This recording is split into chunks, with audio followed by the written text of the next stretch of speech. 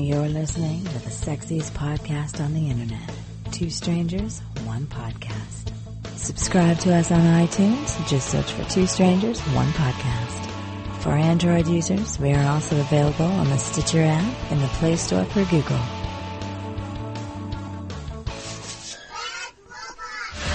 You're listening to Two Strangers, One Podcast. Now here's Chris and Kristyn.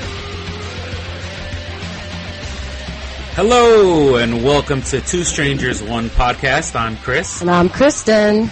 And we'd like to welcome everybody to episode 8. We believe it's 8. We're not sure now. After like 4, you start, it all meshes together. So pretty sure it's 8. Well, thank you for listening. Hopefully, we fixed all the problems from before. Hopefully I don't sound like an echo to you like I did last episode. For Chris being a real techie and working at Radio Shack, we've had some technical difficulties every time. Yeah. Well, at least I kind of figured out how to, get both our microphones working without spending 2.5 hours trying to figure it out. That every day. It's going okay. So far. Knock on wood.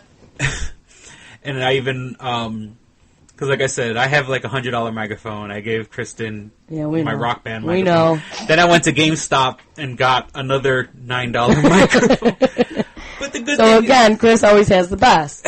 And he's got headphones. You got to see this. Well, I could always split this and we could both listen. You know what? I don't care anymore. Okay?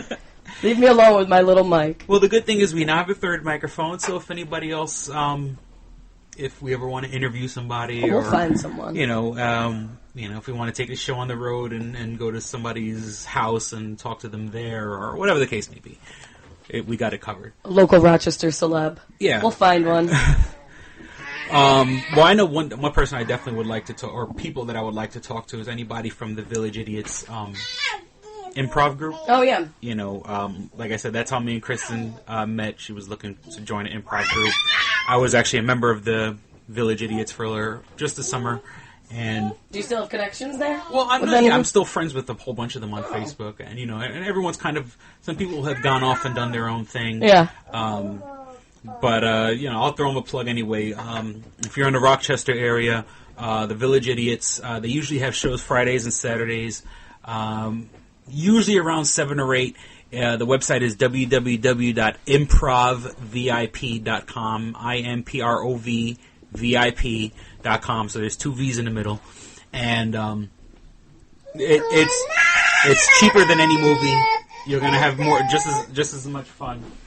And improv's a good time. You never know what to expect. Yeah. And neither do the performers, so it's just exciting all around. And it was always a very, very fun environment. There's people in there that are, it's in a nice spot. It's in a nice spot. There's a guy there, he's a professor at RIT, and he's written letters for NASA. No big deal. The guy who runs the place, Swithin, I think he's some sort of he's a therapist for people that have hopefully I'm not misquoting him, but I think people who have spatial problems, like people who have bad depth perception. Oh, he gives them therapy so they can develop their depth perception. Make it better. I've never heard of that. I could be misquoting, but did you make that up or did he lie to you? No, he's a very educated guy. He comes from a very strict religious family. And so I guess I wonder how he got into that. That's his rebelling, is doing crazy improv, because his family, because he's Indian from India, so his family's What's his name? Did you say it? Well, it's a different name. No, his first name is Swithin. Okay. Now his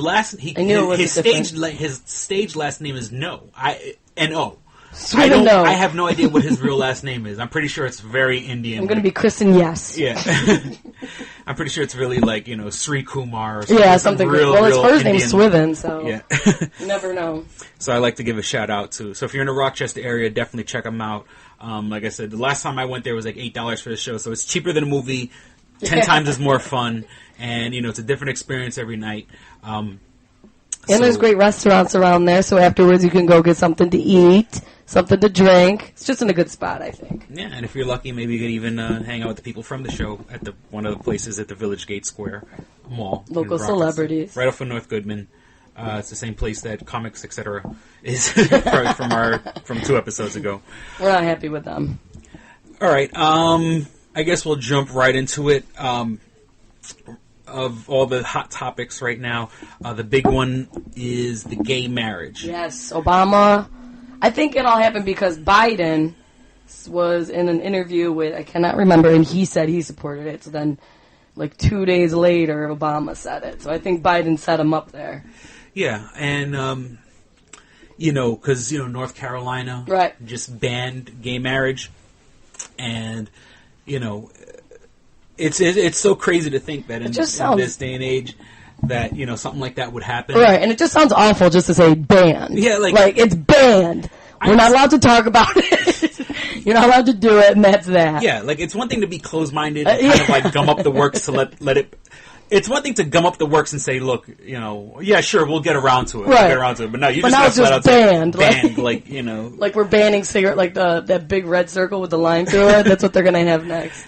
With, like, 2 males. It's just banned in this country, right? And at the state. The funny thing is that I know someone, actually it's someone I'm not too very fond of either, who is gay and lives in North Carolina. So it's a bittersweet for me. I'm all for gay marriage, but knowing that she's in North Carolina and now she can't get married, that kind of makes life a little more sweeter for me. It's kind of but the situation is that she had a kid. Okay. So how did that happen? That's what I'm saying. She is out. Okay. Flies the flag, everything like that. But she has a child. So apparently she had one dick inside. Oh yeah. And so it wasn't good enough to make her go straight. Well, I mean, that's from what I gather, and I don't know the full story obviously because I'm not inside her head. That she wanted to have a kid. Okay. So there was a guy that was kind of like hey, baby. sniffing around her. So she let him fuck her so she can have a kid. That was nice of her. But did he know that she wanted to have a kid? He probably thought it was like a one-night thing. He didn't. She's an older woman. He didn't know that kid existed until the kid turned 13. No. Yeah. That's awful. But because she wanted a kid. She wanted a kid so bad with the maternal instincts, that she defied her lesbian ways, let a man lie with her, and then just raise this kid. And raise this kid. Also denying the kid, the kid never knew her father. Right. So that's awful. I think first and foremost, I think that's incredibly selfish. Yeah, totally. And now, why was it like the 13th? Like when she was 13, did she just finally break down and say, "This is your father"? Or I just think, or did the guy put 2 and 2 together? The guy should have put 2 and 2 together. But really? I think the guy came back into the picture because he was always a friend. Okay. And I think she basically told him, "Hey, by the way, remember that one time? That kid, that's your kid." Yeah, he should have. If they're hold on, we'll be right back. And we're back. So yeah, where was I? The friend. The friend, like he should have put 2 and 2 together. Yeah, that's kind of if he's always around, like did they remain friends throughout? I think, or did he just go away for a little bit? I think he was, she let him hit it, and and then she kind of like did her own thing for a while, and then then when he came back, like connecting with old friends, she's like, "Oh, by the way, yeah, this is your kid." And yeah, that's just he should have been like, "Is this a coincidence that she's pregnant right now?" Yeah, I mean, see, no, I'm straight, but if I wanted a kid that bad, like, I would adopt. Right. I'm saying, like, okay. Do what usual gay couples do. Well, yeah, I mean, like, I understand women have this maternal instinct, but, so you're telling me that she had to defy her own biological urges. Like, okay, I love my daughter very much, and I do want to have a kid, but if it meant that I had to have sex with a man... Yeah.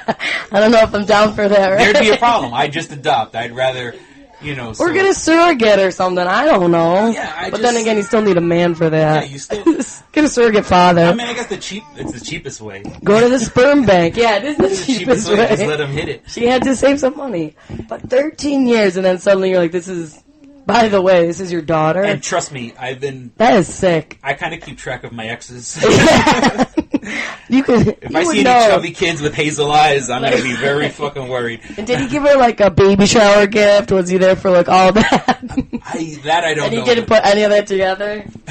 I don't know if I want him as a dad. He doesn't sound too bright. Yeah, I mean, and he, from what I understand, he tried to be in the picture, but he wasn't. It wasn't his kid, and I'd hate my mother. Yeah, you're gonna deny a kid a father. I mean, Listen, carpet muncher. Know who my father is. Yeah. Like, did she have a partner? Like, did she grow up with two moms? She had a partner. Okay. Well, she had, obviously, as time came, she had one partner, then another, and another. She's a lesbian slut. Well, no.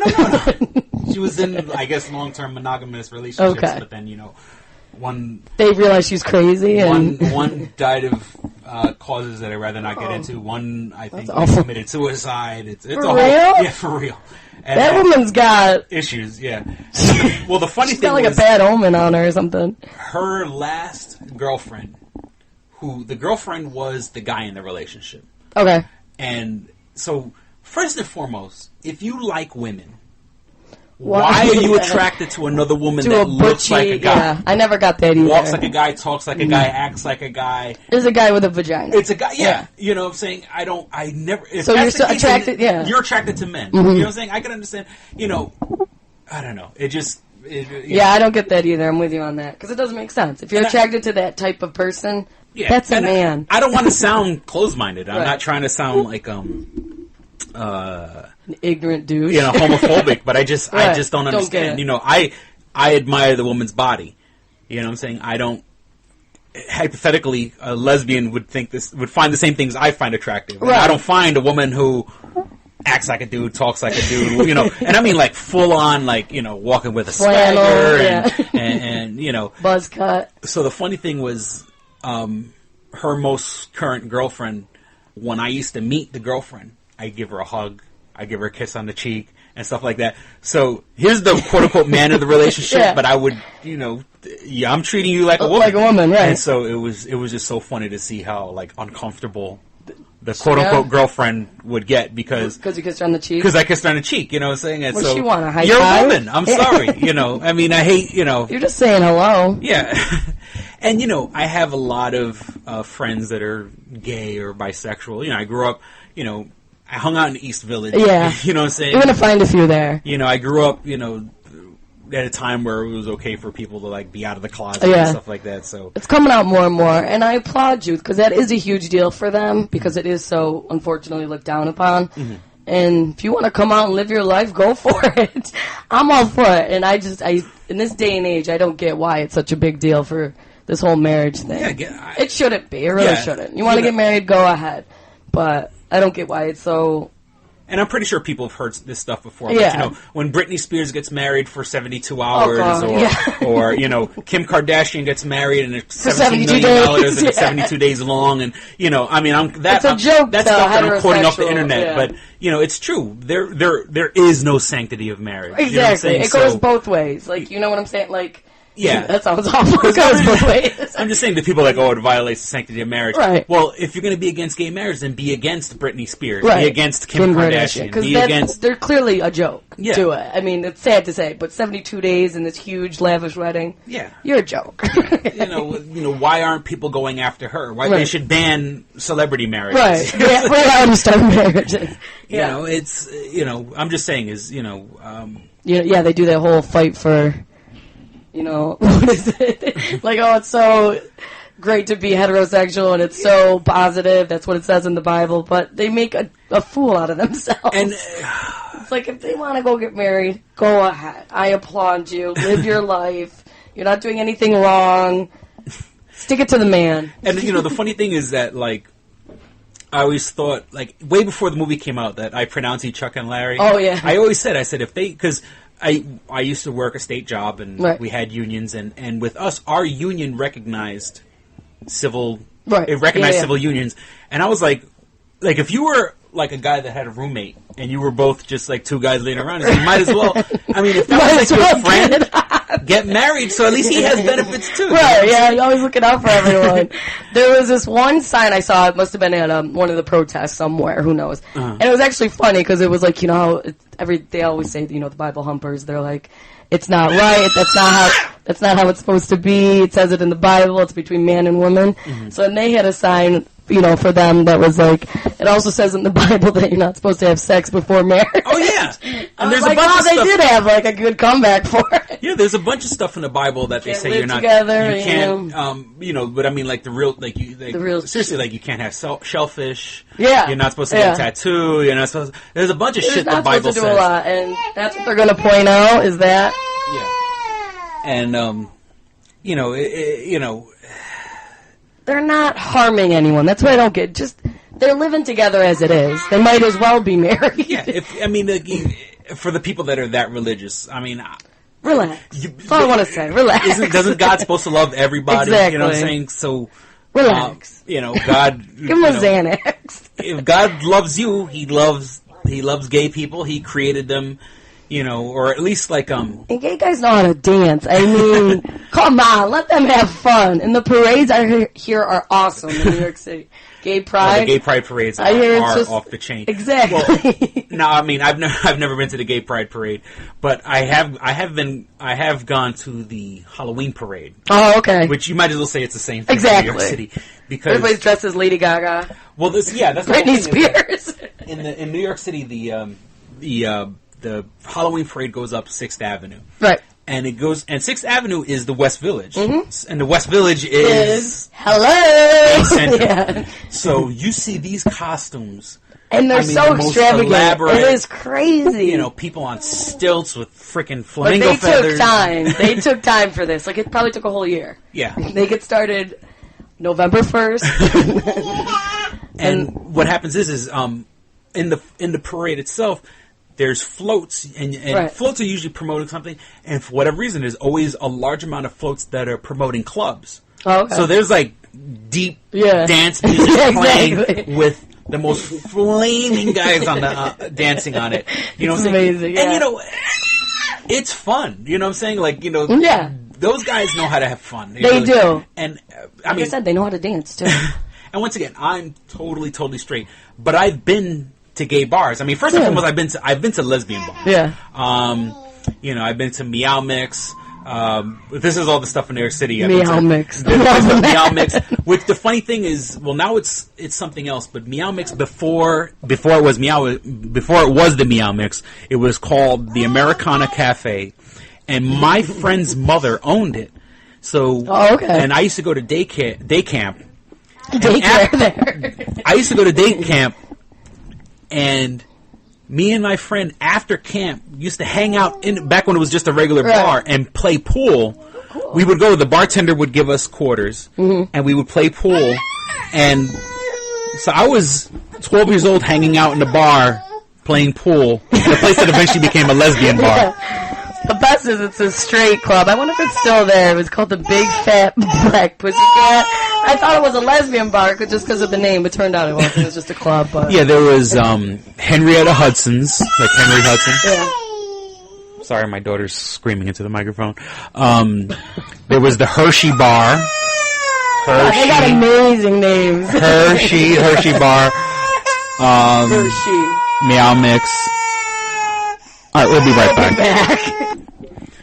Okay, and we're back. Sorry about that. Sorry Raven about the wasn't crying, into baby. the gay clubs, clearly. Yeah, she got pissed. I'm a neglectful parent. No, she's being watched by her grandfather right now, so she's all right. Don't worry. Yeah, it's just, when, God forbid, I take 5 minutes and not pay attention to her. That's how spoiled she is. That shows diva. you what a great father I am, because I'm usually paying so much attention to her that the minute I'm not, she goes crazy. Well, just like any kid, when they start crying and then you pick them up and then, Yeah, because you saw. Rainbows You're my witness, in case the Child Protective Services are listening. The minute I picked her up, she stopped crying. She yeah, hey, let's play. Typical.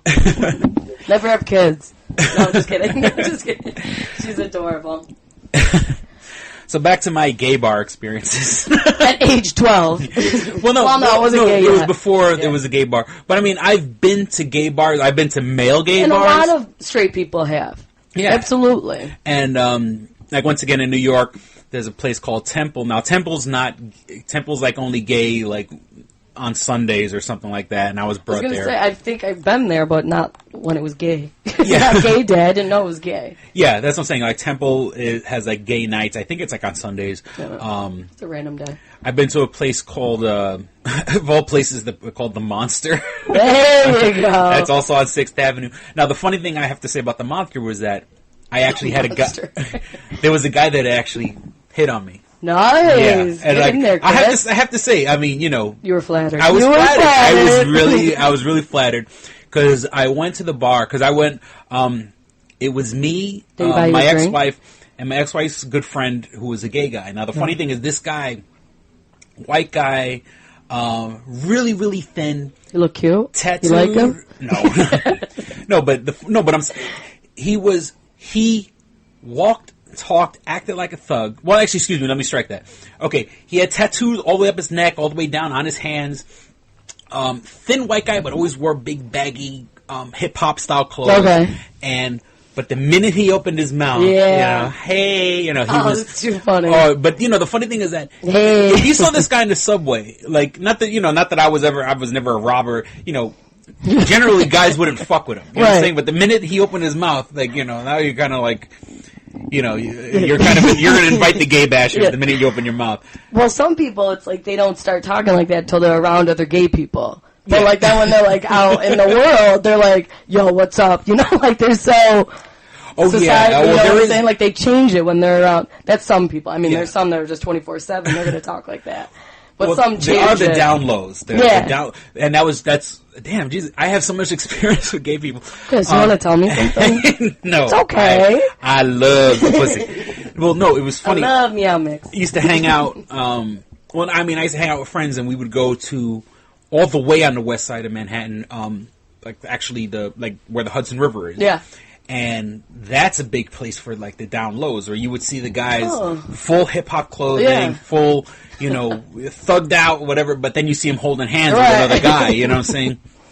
And the down lows, I like that. Yeah, that's what they call them, the down lows, because they straight to your face. I mean, I guess you have to buy into the stereotype that gay men act a certain way and straight men act another. And I'm sorry if that sounds stereotypical, but they would act straight, quote unquote straight, but then when they're with other, when they're on their own, then they could be a little more free and hold hands and kiss and. Which is sad. I feel like, if that's how you are, you should feel comfortable no matter where you are. But it shouldn't have to be unfortunately, that way. And so, people can't handle that. That was all the way on the west side, right by the Hudson River, which was right off of Christopher Street. And Christopher Street is like... Gay pride. That is gay pride. That is the gay center of the universe. And like I said, back to the story, I was in this bar called The Monster, and I was with my ex-wife and her best friend, who was a gay guy.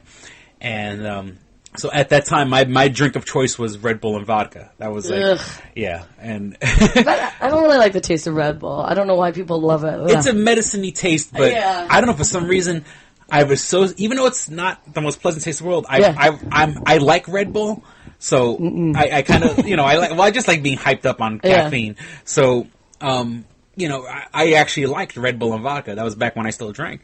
And, So I go up to the bar or whatever, and I order, I think he was having like a Heineken, and me and my wife were, it's a manly drink. We're having a Heineken. Yeah. Because like I said, he was thugged out. Yeah, thugged out. So homeboys love Heineken, even though this guy was a white guy from Ohio. And I swear to God, he was a white boy from Ohio. And I ordered our drinks or whatever. Did he buy you a drink? Well, no, but that's the whole thing is that I ordered so this guy comes up to me, Red Bull and vodka, what's that all about? And like, he was all in my face and he was kind of chubby, you know what I'm saying? I mean, I was... Chubby chaser. I was no Slim Jim myself, and this reference is probably going to go way over your head. Do you know who Adrian Adonis is? No. He was a wrestler from the 80s. And his I whole... born. yeah. Actually, now that I think about it, he was... The height of his popularity, you probably weren't even born yet. And I was so into wrestling as a kid. So. He was, he was muscular, but he had a gut. And he had, like, curly blonde hair. I love those guys that are just... Yeah, huge, and then this gut. And the funny thing is that Adrian Adonis, his whole persona was that he was a gay wrestler. Oh, really? So, like, one of the things, in the 80s, I feel like he used to humiliate, like, his opponents by, like, kissing them and stuff like that. Was he gay in real life? Honestly, I don't think so. That's pretty ballsy. Yeah. For, like, the 80s. For the 80s, yeah. Well, that's when every wrestler had their own gimmick. Right. So he just chose to be gay. So this guy looked like Adrian Adonis, which is, he was kind of like a heavyset guy with kind of, like, tight blonde curls. Sexy. Yeah, so you're tight. Yeah, I mean, Seems like you're tight. I was flattered that adorable Adrian Adonis. Yeah, adorable Adrian. 1985. Oh, never mind. Yeah, see, you probably weren't even. Yeah, you were still swimming around in the sack. Ew, swimming around in the sack.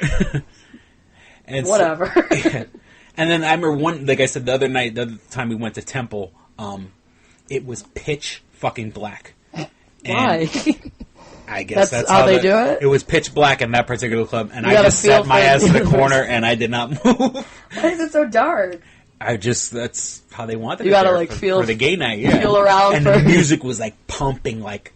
Oh, yeah, they love their music. If you're in pitch black with loud pumping music, it's like a sensory deprivation tank. Like, even though you're overloaded by the music, it was just like this weird experience. And there's people tripping out, there's people drunk. It was, because he was the type, that's Adrian. He's got gorgeous blonde hair and makeup. Kristyn just brought up a picture of Adrian Adonis on her iPad. Yep, that's him. Yeah, he seems like a gay. I wonder if he was really gay. I'm going to find that out. Yeah, he probably wasn't, but his gimmick was that he was gay. He looks like he did it well.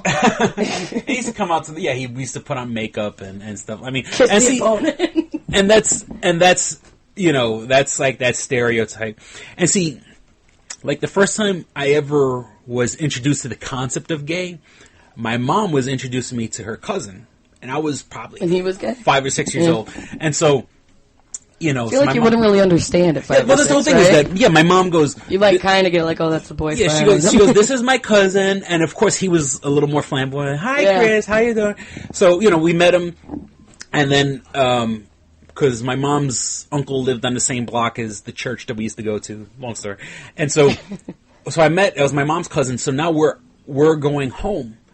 So my mom goes, he's gay. Do you know what that means? Right. And even though I was 5 and I thought I was hip, I'm like, no, I know what gay means. I feel like you just wouldn't understand. Like, you'd be like the concept wouldn't be, you'd be like, yeah, well, he's into guys. Well, yeah, so she what? goes, my like, mom goes, he likes boys the way most boys like girls. Oh, okay. So, did you understand I thought that was I got to give my mom credit, and my mom is super religious, and not that she's conservative, because obviously she has love for people, who are gay and stuff like that. But obviously she loves her. What was it? Her brother or cousin? Her cousin. So it's so I can't believe my mother was so articulate about and she made it. That clearly for like a painted the picture for me. Yeah, he would get it. He likes boys the way most boys like girls, and I love that. I love the way that it's explained. Like, that's how I'm going to explain it to my daughter. And that just exactly. It painted a picture for me so much. And that just shows you, how there's just some people who, if they have a relative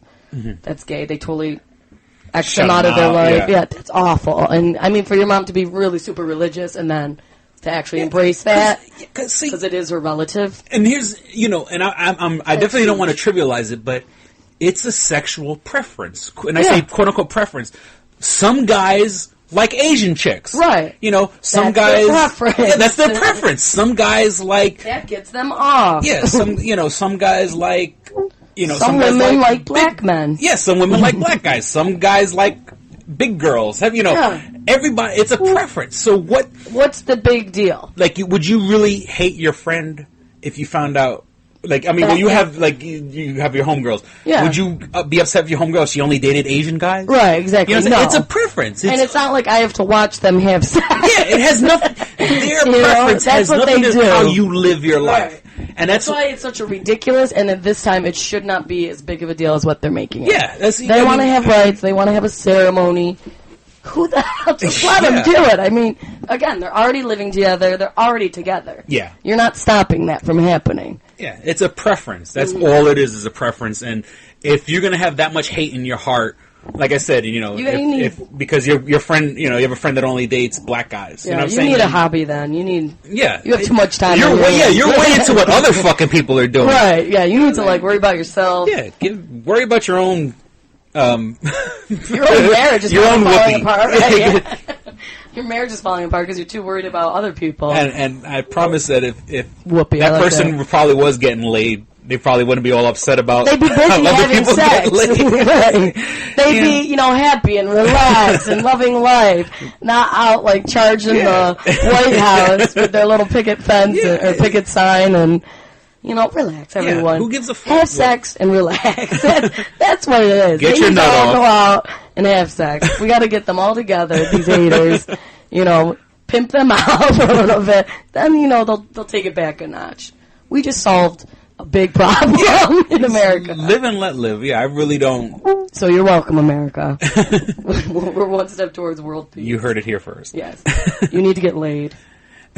People are nicer when they're constantly having sex. Yeah. It's a known fact. Yeah.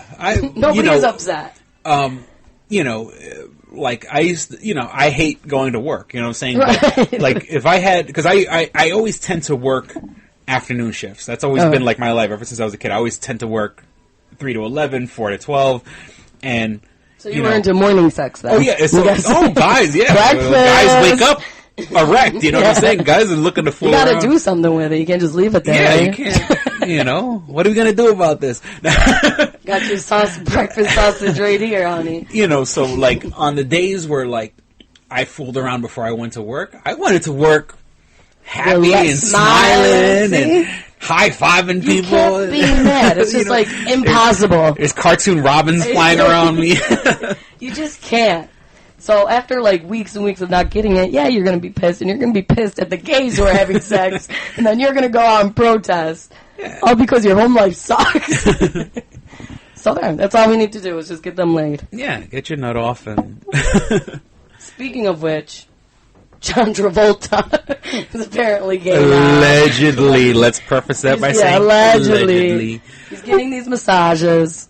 Apparently there's numerous coming out. I don't know how many there are total, but so far I've heard of 2. Well, that's been... I mean, that's a massage, though. The happy ending, that's part of it, I thought. Well, no, see, I think a big part of the story was that he kept insisting on giving the guy the massage. Oh, their happy ending. You know what I'm saying? Yeah, like... Well, I just heard, like, he had an erect penis and then he would place it where, like, they had to touch. Something ridiculous. Well, now, from what I understand, most massage therapists, I mean, the legitimate ones, when you rub people's bodies, people get aroused. You know what I'm saying? A dick's going to get hard. Nipples are going to get hard. We're rubbing. It's touching. It's natural that if someone's feeling up on you, male or female, you're going to get hard. Yeah. Especially if you're getting the pleasure of a massage. You're like, oh, yeah. A good massage. Spa. That's how you know you're giving a good massage. If they're erect or if the nipples are hard, that's a good sign. Like a turkey's done. Yeah, right? I'm doing my job pretty good today. So now it's just that he wants to play with them. Yeah. Is that what's going on? Well, yeah, that's, he wanted to give, and, like... I mean, he did dress up as a woman in Hairspray, that movie. And he's a great dancer. Exactly. Every movie, Pulp Fiction, he was dancing, Saturday Night Fever. I mean, you're gay, but I don't know about this whole... I mean, he's been married for years. Yeah. And I mean, he did lose his son recently, or, I don't know. I really don't have an opinion because... And in this day and age, I feel it's hard to believe because there isn't proof. Like, in this day and age, with all the freaking cameras we got on our phones or whatever, like, I feel like you got to have some sort of proof with that. Like, you have nothing. I mean, no, well, I'm pretty sure there's celebrities, that. I mean, a guy like him, he can find men that want to have sex. Right. You know what I'm saying? Why you don't have to hire a massage therapist? You're famous enough where you could go on, what's it called? That Grindr? Is that what it is? Grindr. It's like to find. Yeah, somebody willing. Like you'd use in your area. Like GPS or something. Yeah, like go to this corner. And I think like George Michael was always on that or something. Yeah. I mean, if you were gay, well then again, maybe he's getting greedy. Like maybe there was a guy he had sex with, but he wanted more. I don't know. We don't know what happened. Find somebody. Well, then I mean, he is married. I mean, he should. If that's your case, just get a divorce. Right. You know what I'm saying? Do your thing. Feel free. Go have all the gay sex in life, but just unfortunately, his wife. I mean, but then again, totally allegedly, sometimes you see these situations where you see a woman married to a gay guy and she knows he's gay. Right. But, it's someone that you know, she could latch onto somebody, so she's happy she has like a public husband figure, and then but he's out fucking every other guy. It's just a twisted situation, those are. But I also heard, you know, he's a Scientologist, and you know, like Tom Cruise and them. Mm-hmm. I heard, and I don't even know if this is true because I never really looked into Scientology, is that there's like a phase or something. I don't know how it all works. Step that. Like, if you're gay, this helps, like, you to not be gay. Oh, yeah. So there's something like along those lines. Yeah, well, I used to work in a check cashing place, but we had post office boxes. Okay. So, this woman there was a woman there who used to get nothing but, like, Scientology mail. And it was all pamphlets and stuff like that. I mean, I know you're not supposed to be looking at people's mail, but it was like catalog. And let me tell you, what a fucking scam these people are running. Because you got to buy this machine. Yeah, there's a crazy shit. That takes your levels. Yeah, that's and the Thetan levels. Yeah. And all it is, your levels. It looks like 2 toilet paper rolls with aluminum foil on it. That's what you put your hands on. And then there's a thing in the middle that's like kind of oval shape. And it's how your body conducts electricity in between the parts. And allegedly, when you have a higher Thetan level, you conduct more electricity that this machine's supposed to monitor. I'm not buying that. And there's different levels. Like, right, then you're supposed to reach, like, what's the highest level? I don't know. You're supposed to go up in the level. But there's different machines. Like, if you're just getting started out, you could get the $500 machine. $500. $500. And it goes up to like $3,000. And mind you, this was like 15 years ago, so it probably costs even more now. And they have... Who's the guy who came up with this? It was L. Ron Hubbard. Clearly a genius. Who's a science fiction writer. Right. Didn't you think... Isn't it like all based on aliens or something? Oh my god. Well, I'll be honest with you, what I know is mostly the stuff that they goof on South Park. Right. Which is basically true. But my father did read, like, I remember when I was a kid, my father read Dianetics, which was written by L. Ron Hubbard. Okay. Like, Dianetics was like, it was his book of trying to, like, introduce people into Scientology. This whole idea, and, you know, and don't get me wrong, I understand, the roundabout idea was that, you know, if you apply yourself, you can get stuff accomplished. And then he just added this whole crazy background. Mysticism of then it got crazy. Aliens from another universe where their souls are trapped, and then they in ice, and they drop the ice into a volcano, and there's bad spirits floating around the planet now. I mean, you know, and what's great is all these people like are so into it and donate all this money. It's it's a cult. It really is. And like I said, this woman used to get cataloged, and like every month. There's like a big cruise where a cruise, a science, and the whole idea of the cruise was that you're supposed to get instructions while you're on the cruise, and they'll take your levels before you start the cruise, and then you'll take all these classes, and then they'll take your levels right before you leave the cruise. And I want to go be like an undercover like investigator and do this thing. Oh, it's crazy. And it says it teaches that people are immortal beings who have forgotten their true nature. So I guess this is finding your way. It's finding your way. Money being spent on cruises and classes and machines. Yeah, and it's a method of spiritual rehabilitation. Yeah. Oh God! And if you get the right person at the right time in their life, you can convince them anything at the lowest of the lows. Yeah. And then the whole thing is that like. The one in Hollywood, like, it's only celebrities and rich people. Yeah. You know, right. And from what I said, it's a beautiful, gorgeous building, and you know, because it's well funded, because everyone who's part of it is very rich. And I never, just looking at those catalogs, I was like, get the fuck out of here. You know what I'm saying? It's so crazy how people can be so manipulated. Yeah. Like, persuaded into this crap. Well, I mean, you know, and the average person it's the same thing, you know, I mean, I was raised Catholic, and the fact that, you know, my mom puts money in that collection plate every week. And, and I don't exactly come from a rich family, you know what I'm saying? And my mom will still put money. Now, my mom isn't that, you know, there are people who, you know, they call it tithing, giving 10%, you know, and it's the same mentality. Right. You know, you give God 10%, and you're supposed to give 10% before taxes. You know what I'm saying? And it's like, what a fucking scam. Exactly. What a scam these people got that... And you don't know where this money is going. You never hear of it again, sort of thing, I feel like. They'll tell you, but where is it really going? Like, sort of thing. It's so ridiculous, and I don't know, just the fact that there's all these machines and levels. It is so crazy that people buy into that. Yeah, and I mean, and the cheapest machine is like $500. So even if you're a quote unquote, I'm pretty sure there's no such thing as a casual Scientologist, but even if you're casual, you're spending $500 on a machine that there's no. I feel you're either basis. all in or you're not. Yeah, and of course it's like celebrity based. So you're like, well, Tom Cruise is doing it, so I gotta be a part of it. And it's Tom Cruise. The big three: Madonna? Tom Cruise. Oh no, she was into Kabbalah or something. Kabbalah. Yeah, that's the Jewish one. mysticism. Was it Tom Cruise? John Travolta, big ones. And now I think Will Smith is into it also. I think you're right. Yeah. Yeah. And those are like the three most powerful, into this. Definitely Tom Cruise and Will Smith. I mean, they make a movie, it's going to make a lot of money, but just like, it's you see them going in, man. It's great publicity for it. You see them going into their little Scientology hut, whatever they gotta go, and then you see that in a magazine. Yeah. And my kids are going to grow up to be Scientologists because of the media. Well, see, that's the whole thing. Is I'm not buying them the machine. I'm not. They can get their own money. I'm pretty sure there's all these like young aspiring actors that say, "Hey, I go join Scientology. I could get in a John Travolta great networking." Movie. And I actually read, what's that movie John Travolta made? Something Earth Conflict Earth or something like that. I believe I actually it's recent. Is it or? No, it came out like 10 years ago, 15 years ago. Then it's not recent. Yeah, not recent. But it was all about, now that was, because it was a book written by L. Ron Hubbard. Of course. And actually it was only part one, because the book is fucking thick. The book is like 1,000 pages. And the movie was actually the first half. Was Conflict Earth or something like that? Are you looking it up now? Yeah, I'm trying to. It's something Earth.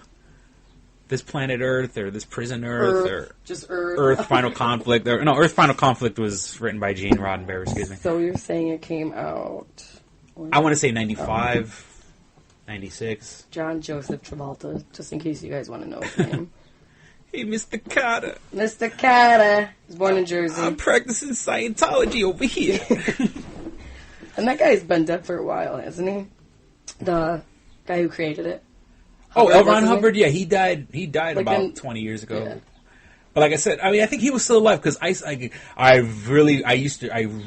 clearly remember the commercials for Dianetics on TV, and now my father was just an avid reader altogether, so like my father just read anything, anything to keep him busy. But I specifically remember seeing the Dianetics book on my dad's end table. You were like, "What is this huge book?" Well, yeah, it was this big, thick, and but it's more something Earth. I don't see anything with Earth. Yeah. Oh, you probably took it off. Well, it was a book written by L. Ron Hubbard, and they sunk all this money. Battlefield Earth. Battlefield Earth. There we go. A saga of the year 3000. Yeah, came out in 2000. 2000. Okay, about 10 years ago. 12. Was there other? This is from that book. It was from no. There was Dianetics, but Dianetics is more like a guide. But L. Ron Hubbard wrote science fiction. I mean, and he wrote big, long, thick science fiction books. And Battlefield Earth was one of them. And I actually read Battlefield Earth. I vaguely remember it. Yeah. I feel like he's and John Travolta, he has long dreadlocks. Yeah. I knew there's something big boots, weird. and they're on Earth, but they can't breathe our air, so they have to wear like tubes in their nose and stuff like that. And typical John Joseph. Oh, it was that movie was, and the movie, and I'm a guy, I like science fiction, right. And the movie was just so horrible. Really? Yeah. No good? So they didn't make a sequel, I'm guessing? Well, the whole thing is that the movie itself was supposed to be, the movie is only half of the book. Right. So they were supposed to make more. They were supposed to make the second movie in the second half of the book, but the first one tanked, and they sank so much money into it, and it did not go well. Battlefield Earth. Yeah. He played Turl. Turl, yeah. Well, maybe because his name was Turl. Yeah. It didn't go far. I vaguely remember the dreadlocks and all that. Yeah, big tall. I was like, what is this? Yeah. What is this crap? And I'm wondering, because I know Barry Pepper was in the movie. I know, Battlefield Earth. And they had like green eyes. Barry Pepper. Yep, Barry Pepper. And Johnny Goodboy. What's the other guy's name? Forrest Whitaker. Mm-hmm. And I'm pretty sure Forrest Whitaker and Barry Pepper are probably Scientologists also.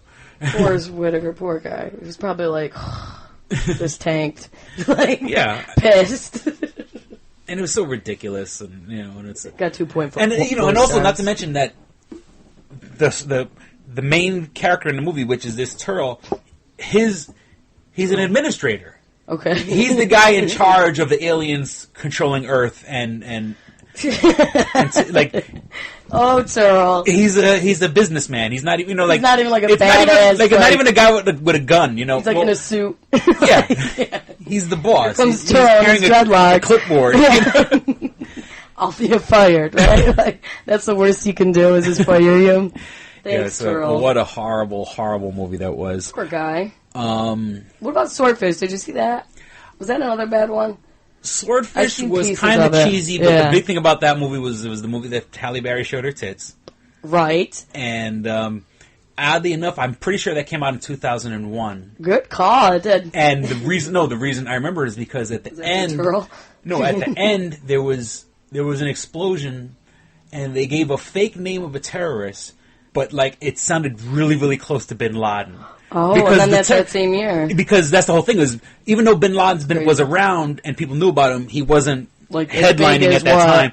So like, they call, like in the movie, the terrorist was like Bin Laden or something like that, And that's the whole thing is that, so when 9/11 happened, Swordfish was, Swordfish could predict what was going to happen. Because 9/11 comes back to Swordfish. Yeah, because John Travolta was supposed to be like a double agent, like. Oh, he wasn't an administrator? I think he was supposed to be. I think he was supposed to be a spy for us, but it turned out he was really like a spy for like Bin Laden or something like that. We had a lot of people in that. Yeah, Hugh Jackman, Don Cheadle. Yeah, and you got Hugh Jackman and Halle Berry, which are Wolverine and Storm from X-Men. Leave it to me to find a comic book connection. Hugh Jackman and so Storm and Wolverine. I'm not that big into comic books, but I did like X-Men. Yeah, the first two movies, X-Men was good. X-Men 2 was even fucking better. Swordfish, yeah. And actually, I believe the official title of the movie was called Password Swordfish. Yeah, the movie was officially called Password Swordfish. Password : Swordfish. Did it do good in the theaters? I thought that one was a tanker too. Well, yeah, it tanked. So 2000 he had Battlefield what is it? Battlefield Earth and then 2001 he had Password Swordfish. But I think they gave like Halle Berry like $10 million. They gave her a real big, large amount of money to show her tits. And that's the only reason why people went to see it. Yeah. Now, have you ever seen Monsters Ball? Yes. Oh my god. That's a true story too, right?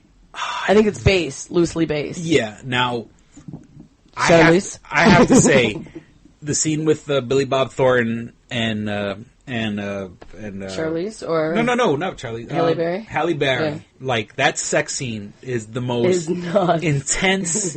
That won a lot of awards, no? Yeah, right? and there 2001. That was a big year for Halle Berry. And so she shows her tits, but then you kind of see her tits when in Monsters Ball and Billy Bob Thornton fucks the shit out of her. He is so gross to me. He just looks like that's how he would act. Like but that scene, make me feel good. Oh my god, he fucks her raw, dog. Like I'm sorry, get really raw there for a second, but that is the best. Takes her to town. Yeah. Now, of course, people are saying that because it's they're saying that it did so well because it's racist because he's the white correction officer that kills her black boyfriend and he gets to fuck her. So it's like this whole that's why white people liked it so much because kill the black guy, fuck the girl. Yeah, that was a crazy movie. I know it was supposed to be, Puff Daddy was, I don't know if that was like his first acting gig or. Oh, I wonder. Yeah, because Puff Daddy was. Most Def, of course, was in it. I swear, I don't even think he raps. I think he just calls himself a rapper because I only ever see him in like these small roles. Yeah. I don't think he raps anymore. I know Heath Ledger was in it. Cool. Oh shit! Vaguely remember him in it. Yeah, he was a correction officer too with Billy Bob. Billy Bob just looks like a scumbag. Yeah, he looks like a that was his role. And I was thinking with Charlize with Monster. That was the other Monster. One. That one was loosely based on a real story. On the lesbian killer there, whatever was going on. I never saw that one, but I heard about it. Yeah, they were lesbians. I just love how like Hollywood, Charlize Theron, I believe, was like a model at one point. She was like one of the most beautiful women in Hollywood. She's tall, gorgeous. But they get her to play. They actually have to ugly her up. She had her slick back mullet, and there's plenty of ugly people. They have to get them one of the most beautiful women in Hollywood to. Well, contradictory, making her look bad. Yeah, no, she looked gross. She played the part well. And going back to Swordfish and titties. Bringing in titties. Another thing we were going to talk about these boobies. No. Well, I am a titty man. The Time Life cover with the kid, a 4-year-old kid. Tagline say it says "Are you mom enough?" Yeah, are you mom enough? Where they get a 3-year-old, and the mom, and I'll be honest with you, the mom She's is kind pretty. of attractive. She is. And you got this kid with a mouthful of titty, looking at the camera. He's not like a stool too. And it's one thing when it's a little baby. Like I've seen babies breastfeed, right? And you see them look at their mother, but this is a kid that can go to preschool. Full on looking in the camera with a mouthful of titty and mouthful of titty. Yeah, he's creepily looking at the camera. And we were talking about this before we actually started recording. Now, here's my point of view. Here's my slant on it. Okay, I do understand and recognize the benefits of breast milk. Right. I forgot where I heard it from, but they said if you were stuck on a desert island and you were only allowed to eat or drink or whatever, just one thing. Make sure there's somebody lactating around you. No, but I'm saying, if there was some magical thing that they could give you, it would be the one thing, that would keep you alive and keep you healthy is breast milk. Right. Breast milk gives you all the vitamins, and I've never heard that, but protein. When you said that, it was like, oh, it actually totally makes sense because it has everything in it. That's what they, that's what they're living off of. Before we really knew about nutrition and stuff like that, babies would have nothing but breast milk. Right. Okay, so that being said, I recognize the importance of breast milk and how powerful it is. The power of breast milk. But we live in a first world country. You know what I'm saying? I guess the best way to put it. We do not live in a third world country. I could understand if you lived in a third world country and you were breastfeeding into a late time because money's tight. Right. It's just the way society is. There's not. This chick lives in the United States. We have food stamps. Yeah. She looked well dressed. We have an overabundance of food in this country. We're the only country in the world that has fat poor people. Right. Very true. And so there is absolutely no reason why a mother should still be breastfeeding. He's 3 years old. I think he's 4, actually. Oh, I don't know. I think he's either 4. way. I think he's 4. Yeah. Now he's standing, talking. There was something just inherently wrong with that. Now, of course, he doesn't know. Yeah, the kid doesn't know any better. Right. The kid only knows what's presented to him. Here's a titty presented to him. Here's a titty suck. Look how creepy he's looking at. Yeah, he's get some. He's looking, and get some. Now, don't get me wrong. I mean, I guess me being a parent, okay, fine. I brought my daughter to her grandfather so she could stop screaming. But, I understand. I fully get why a parent bonds with their kid. I'm pretty much, for all intents and purposes, I'm raising my daughter by myself. There is.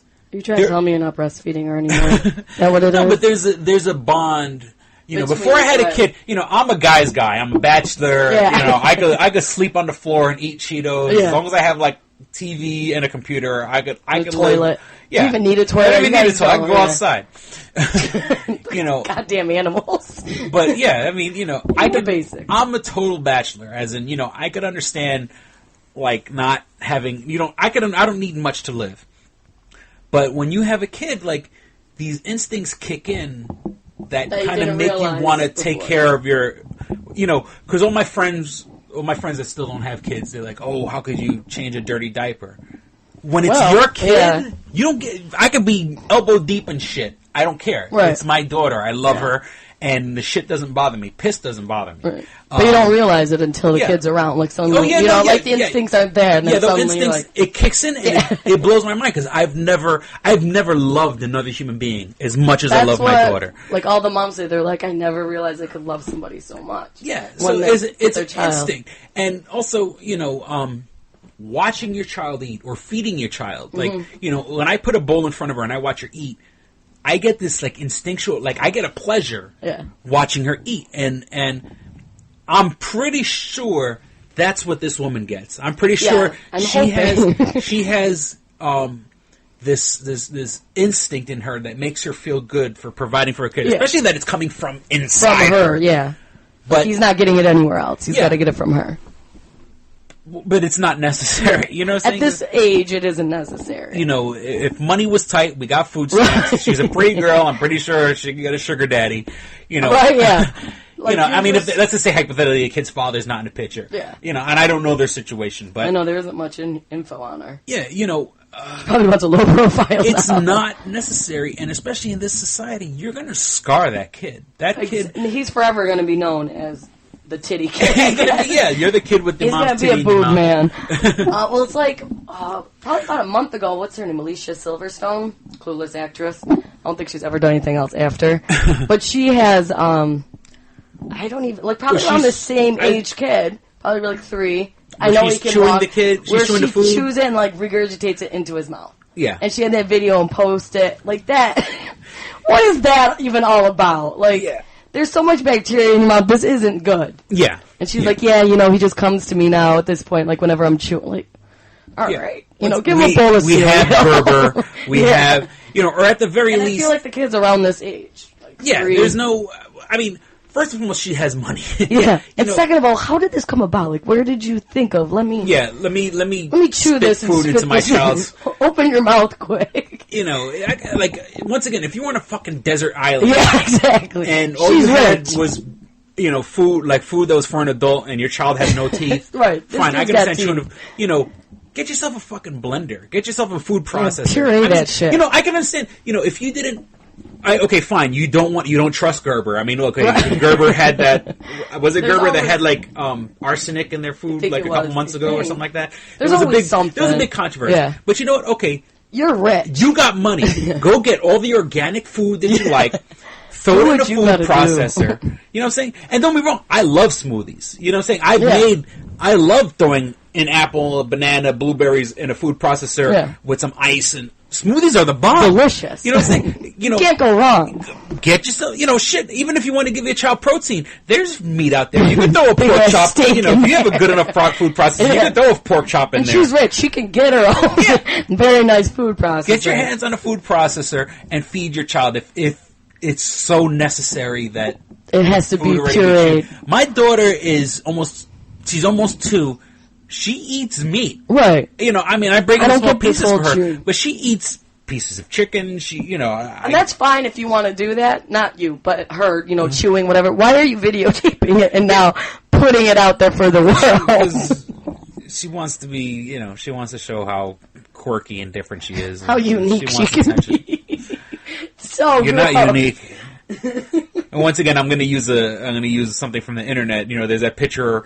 There's like 8 forks in a row, and then like there's a fork all bent up, and it says, "Just because you're different doesn't mean you're useful." True. It's, you know, it's one of these. You know, she wants attention. You know, she wants. I just saw it. I was like gagging, and that kid's like chewing away on it. And unfortunately, the kids don't know any better. Exactly. You know, again, the kid doesn't know. The kid thinks that's how you know. You know, how you raise your kids is how they see the world, and and the kid obviously doesn't see a problem with. Mommy spitting food into his mouth or her mouth or whatever. I don't know if it's a boy or a girl, but yeah, I think it's a boy. Ugh. Yeah. Either way, you know, and I totally give the kids some mac and cheese or something. Yeah, we have food. We are one of the richest countries on the planet. Yeah. Give them something to eat. There's no reason why you have to chew the food for him, or at the very least, safety precaution. No, he can chew. He can chew. I think he's got it in him to chew. You know, go get yourself your organic vegetables and your free-range chicken or whatever whatever these hippy-dippy people want to get, and give it to your kid. You know, that was just grossed me out. I couldn't believe it. Yeah, thinking about it right now. I don't feel too good. I'm gonna puke on the podcast. And yeah, so you're gonna raise your kid, and see now I wasn't breastfed. But I'm a titty man, so maybe it's because I wasn't breastfed that made me a titty man. I'm sure there's a research study out there. I think there is. I think men who are breast men are men that weren't. They were deprived breastfed. So what do you think this kid's going to This kid is probably not going to be a breast man. He's going to be an ass man, or he's just had too much breast as a he's kid. Gonna be a cock. He's going to be gay. Yeah, I was going to say, that's probably in the study. If you were breastfed till you were 3, you'd turn out gay. Put that on the picket line. Ew, titty. That's going to be the next thing that they're going to oppose is breastfeeding. It turns you gay. Yeah. So it's not necessary. Do you feel deprived that you weren't breastfed? Do you feel left out? Well, I think at the time, I think I forgot. My mom. Do you remember? I don't know if my mom was a smoker at the time. Oh, there was some reason. Drinker? There was a reason why. Well, she wasn't a drinker. My mom was never a drinker. But I think it was because my mom was a smoker or something like that. There was some reason why she didn't breastfeed me. And so at that time they felt it wasn't healthy or whatever. So But I mean, that being said, I'm a titty man. I could play with titties all day. Let me tell you, I don't even have to. I could play with titties all day. You just got to look at them, or you have to touch. Preferably touch. I prefer to touch, but I don't know. Maybe I psychologically, since I missed it as a child. Yeah, you were deprived. I don't even have to have sex. I could just play with titties. Just play with titties all day. We'll get you some fake boobs or something to put. Oh yeah. You've been looking online for something like that. You can get one of those boob pillows. It's 2 boobs. That's basically what it is. It's all fluffy. And just sleep in between. Yeah, just sleep. Motorboating son of a bitch, right? Chris, what are you doing? Just playing with taking a nap. You're always sleeping. Okay. You're always sleeping. Well, we're coming up. Actually, we're past the hour mark now. Oh, because of the titty talk. Titty talk. Titty talk. Titties Welcome to Titty Talk. Titties took us over that hump. Pun intended. Okay. So, speaking of titties, I'm going to pimp myself out here. Once again, www.tits.com. I'm sure that's a website. Don't go to it. That titties. No. Once again, like I've said in the past episodes, if you like the show, if we entertain you, please share us on your social media. Tell your friends. Put it on your Twitter, put it on your Facebook, put it on your LinkedIn, your Google Plus, your all that good stuff. If you enjoy the show, definitely share us with your friends. Click, listen, laugh, share. That's what I like to say. That's our motto here. And also, if you like the show and you want to support us, visit www.doublejackpot.us.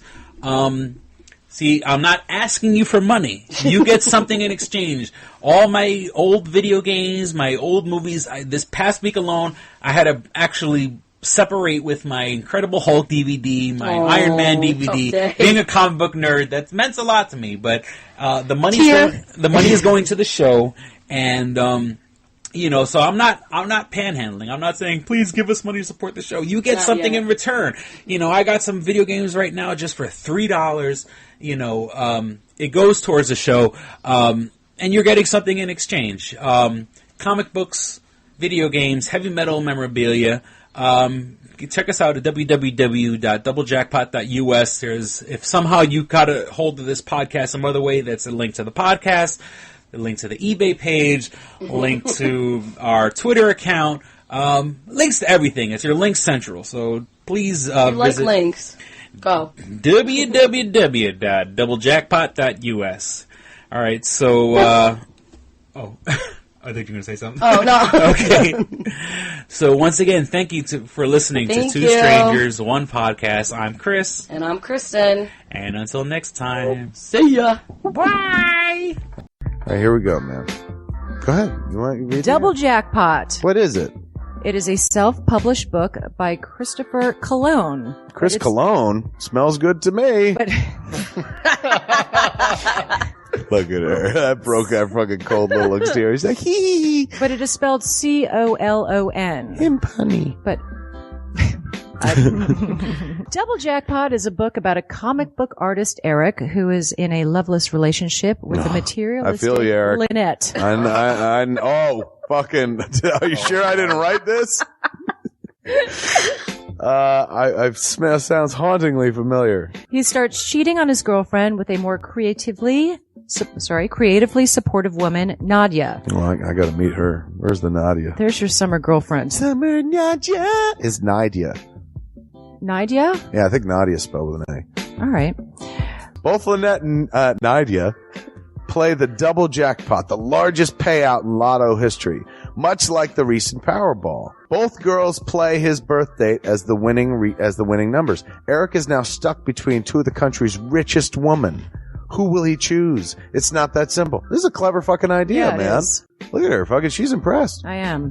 She got some summer reading. Christopher Cologne smells real lovely with an original idea. This is. I've never heard this before. I haven't either.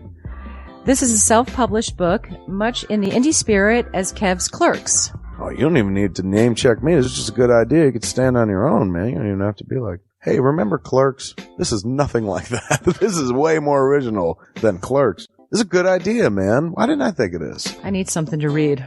This book is part of the Comic Books, Heavy Metal, Video Games Trilogy Book 2. Odd I See, A Tale from the Road, coming soon. Right on, man. It's part of a trilogy. This is the first part. Way to write, man. He's seeking a literary agent. Motherfuckers, anybody out there? There ain't no literary agents listening to this show. I assure you, sure. Sure. I assure you, sure. But somebody know a literary agent? Hook a motherfucker up! Chris Cologne come up with an original idea. I should tell Raskin. That's a good fucking idea, to be honest with you. That's a fucking rom-com right there. Megan, get Raskin on the phone. Isn't it possible to get Raskin on the phone? No? Yeah. I want to run it past him, man. I want to, and if it happens, I get a taste, Chris Cologne. I get a whiff, if you will. The book could also be ordered on www.lulu.com. That's lulu.com. I understand that. I just want to spell it out. Normally one says it, that spells it. Still, lulu.com. What is that? Do you know what it is? I don't know. All right. The book could also be ordered on www.lulu.com. Search for Double Jackpot Christopher Cologne. A paperback version of the book is $15 and a PDF file is only $5. $5 is yeah. Insanely inexpensive. 15's not even that bad for a paperback version. No. This is $1 million idea right here. Like a movie about a dude who fucking is stuck between two chicks, both of who play his birthday and win the lottery. Come on! I can see that trailer.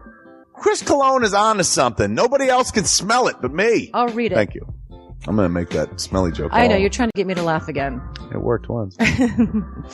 Double Jackpot is a self-published book by Chris Cologne, man. It's the first book in his Comic Books, Heavy Metal, Video Games trilogy. Book 2, Odd I See, A Tale from the Road, should be coming out soon. Get all the information at Chris Cologne, like a motherfucker. I will his totally book, read this. Double Jackpot. I'm serious. I'm going to recommend that to fucking Raskin. How is that not a movie? You know what I'm saying? This could be a sexy movie. You could do an R-rated version. There could be nudie in it, and you could saw them fucking both chicks. Maybe a little penetration. Maybe a butthole shot. No butthole, no care. I would like to formally apologize to Christopher Cologne. No, sex sells. Chris Cologne will appreciate that. He's like, thanks for throwing a few buttholes in there, man. Don't forget to check out twostrangersonepodcast.net, your one-stop resource for everything show-related. You can find links to subscribe to us on iTunes or on Stitcher. You could also find links to buy my book, Double Jackpot, on twostrangersonepodcast.net. Fuck you, fuck you, fuck you. You're cool. And fuck you, I'm out.